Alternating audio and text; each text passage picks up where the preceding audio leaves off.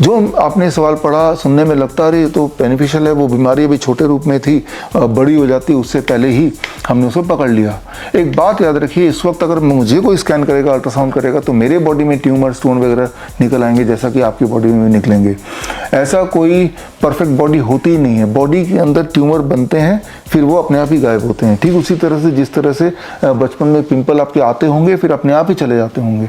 चले जाने के प्रोसेस के दौरान आपने कई सारे टोटके किए होंगे, क्रीम लगाना या फिर कोई पर्टिकुलर पानी से उसको साफ करना या फिर कुछ प्रे करना, कुछ भी, या कोई मिट्टी लगा देना, लेकिन it takes its own time to go away. छेड़छाड़ करते हैं जो लोग, उनका तो बाद में निशान भी रह जाता है, ये तो आपको पता ही है।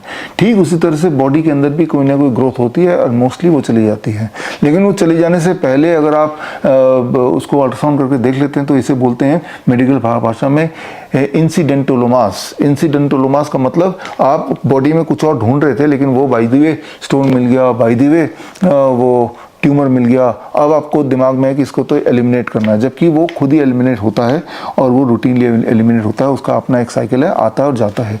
अगर आपने उसको एलिमिनेट करने की कोशिश की तो याद रखिए अब अगली बार वो बड़ी तेज़ी से आएगा जहाँ से हम काटेंगे। यही ट्यूमर का जो एक प्रवृत्ति है, तो एलिमिनेट करने से नुकसान है। तो यहाँ पे मैं बोलना चाह रहा हूँ कि एनुअल हेल्थ चेकअप के नाम पे बॉडी में कुछ ना कुछ आपको सो कॉल्ड कमियाँ बताई जाएंगी, फिर उसको ठीक करने की कोशिश की जाएंगी। ये देखा गया है कि एनुअल चेकअप जो लोग करते हैं वो ज़्यादा दवाइयों पे रहते हैं, वो ज़्यादा सर्जरी होती है, उनकी मृत्यु जल्दी होती है, उनका क्वालिटी ऑफ लाइफ बाकी लोगों से कम होता है। इनके अगर जवाब जो मैंने दिए उसके अगर आपको एविडेंस चाहिए तो एविडेंस इसी किताब में पेज नंबर 35, पेज 35 में जाएंगे तो मैंने सारे दुनिया भर के एविडेंसेस जो हैं इसमें डाले हैं।